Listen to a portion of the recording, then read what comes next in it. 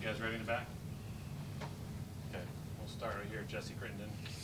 Hey, Jeff, just want to ask, after a tough offensive performance like that, going into the next week, do you have to, do some things maybe to help get their confidence back up, or do you hope that maybe getting Dylan Gabriel back and tinkering with on-field stuff will maybe help in that regard? Yeah, I think the realization of having to play better and coach better is there. But I think we've got guys in the room that are also very understanding of the fact that we're capable.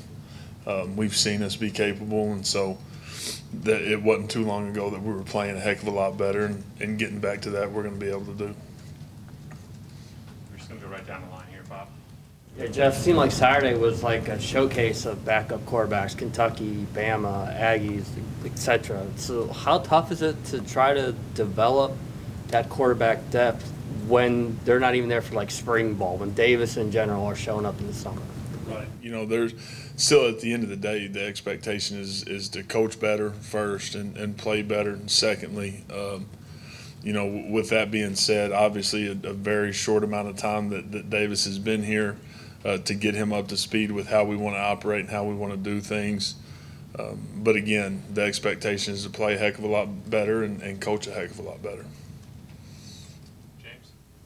Jeff, with the results that you've seen from Davis so far, will you try to reopen, the competition for the backup job for the game against Kansas? And then if you could talk about Kansas's defense, they're known more for offense, at least coming into this game, but what do you see out of the defense? Yeah, and again, Davis, he wants a couple of things back. I think I could have done a better job creating a little bit of rhythm for him and a couple of things that maybe would have been a little bit put him at ease a little bit. Didn't open it up at all, obviously, in the second half, so played inside a box a little bit too much.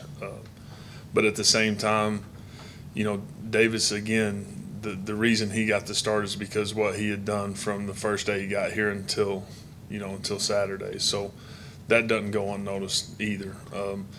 Kansas defensively, this is a group that's playing with a ton of confidence. They've done a really good job in a lot of different areas this year. They've been great against the run, and they got a group of guys that's playing with a ton of confidence and a ton of energy and a ton of passion. It jumps off the tape. Those guys have done an unbelievable job creating belief and energy and juice, and they're playing with it right now. Jeff, I know it takes 11 players playing together to have success on offense, but I wanted to ask you, with all the different packages that you had, or the different Wildcat looks you had to give on Saturday, is that just a testament to the youth and inexperience in that room? And are you surprised it hasn't evolved to a spot where you wouldn't have to run a Wildcat package 20+ times in a game?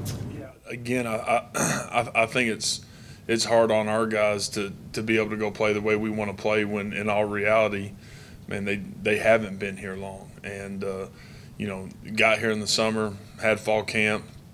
Would we like to do some things a little differently and a little better? I think that's a very obvious statement, but did feel like the Wildcat stuff gave us a chance to create an advantage, have a little more control from a game management standpoint in the first half, and felt like that was what was going to create an edge for us.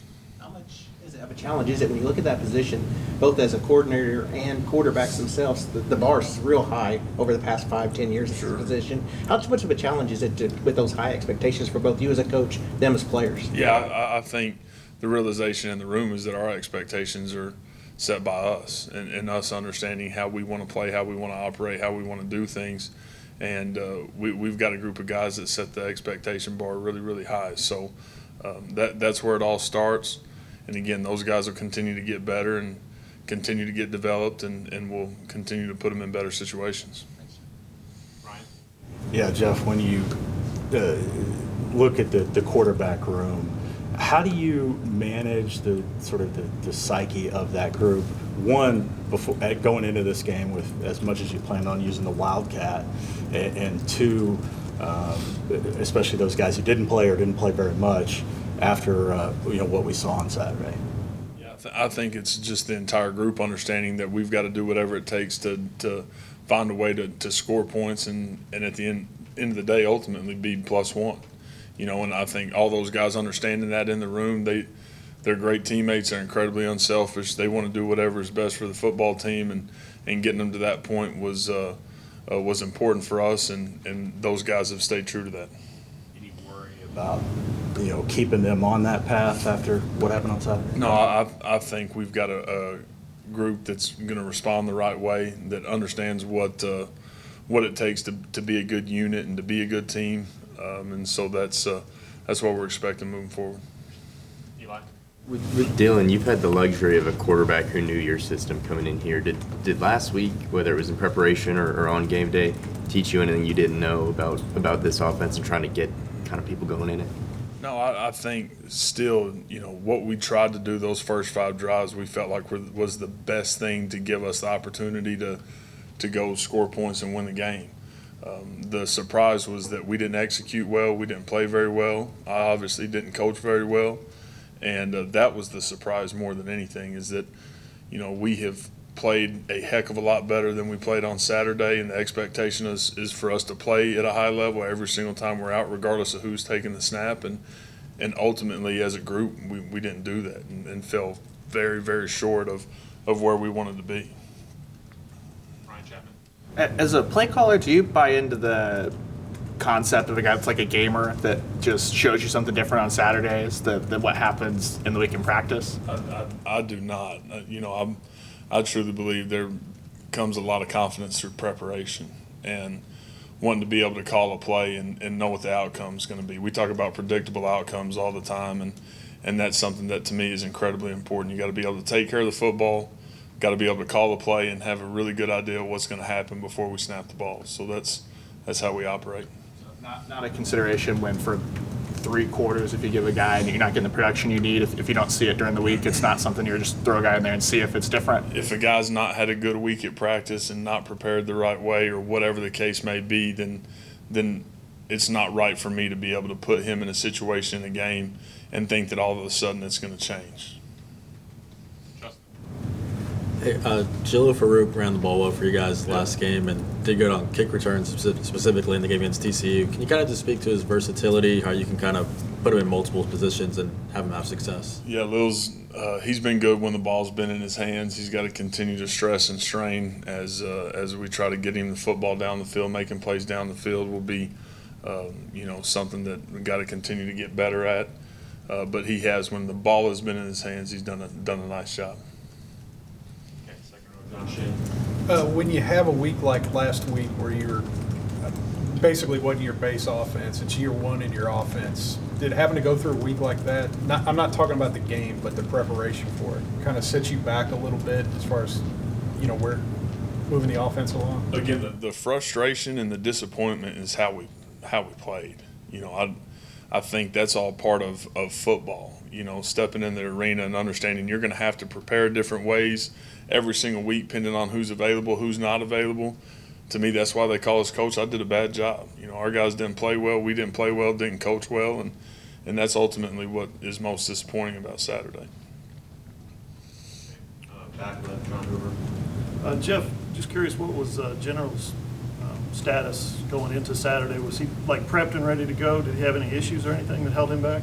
No, he was prepped and ready to go. He had a minor deal pregame, but General had a good week, and he was another guy that obviously has been in the room, not for a great amount of time, but has continued to strain and fight for his spot and his opportunity. And if that day comes, once it does, I think he'll be ready. Is that why we saw Nick at the end instead of him? Yeah, just Nick again has done some really good things too. And again, he's put himself in a situation to be right in the mix as well. And so that's why I wanted to get him some reps, get him a little bit of time out there to create that experience for him. Question about this week in practice. You do away, assuming Dylan might come back this week, you do away with the Wildcat stuff, or at least put it on the back burner. Yeah. I think everybody understands kind of Dylan's playing. We're a little different for sure. So what are some of the areas in the conventional stretch of offense that you would like to run? What are some of the areas that you definitely want to see improvement? You're going to make it out here on the practice field. Where are you guys going to get better? Yeah, I think the biggest thing is when we have the opportunity to go run the football and it's getting blocked for 6 yards, gaining more than 6 yards. If we have the opportunity of blocking a play or a picture for a gain of 5 yards, making more than 5 yards, finding ways to win our one-on-ones, not just gaining exactly what's been blocked for us, but making some explosive plays, maybe when the picture's not perfect. Finishing, striking, straining, finishing. We've talked about that a ton. And then being able to create explosive plays. I think the last 2 weeks, the biggest frustration, sitting there looking at it from a self-scout standpoint, is we have created no explosive plays in the throw game, which has not been us ever. And that's something that we've got to get better at. Mason Young? Yeah, Jeff, you had Marvin and Theo that didn't get a whole ton of touches on Saturday.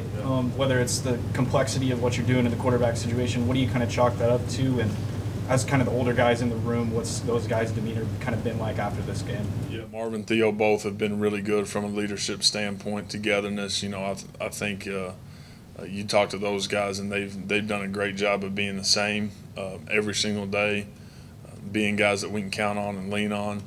And with the flow of the game and the way things worked out, those guys not getting many opportunities is how it played out, and that's part of the situation that we were in for sure. Coach, just curious, considering that Wildcat was such a big part of the game plan this past week, we've seen Micah Bowens in spring games here and there. We know he's got some wheels, he can run a little bit. And as a quarterback, I assume he can throw the ball a little bit. Is there any consideration maybe to implement him at all, considering he can run and pass maybe a little bit better than like Eric Gray or Braden Willis? Right. There's always consideration as long as guys are doing exactly what we're wanting them to do from a preparation standpoint. Not that Micah hasn't, but again, felt like the best chance for us to be able to go operate and do what we wanted to do and do what we needed to do to score points and have an opportunity to win the game was those guys touching the football. We felt like we needed to lean on old guys like Braden Willis, like Eric Gray, guys that have played a bunch of football in that atmosphere, in that game. And obviously, again, the disappointment is in how we played and how we coached and how it ended.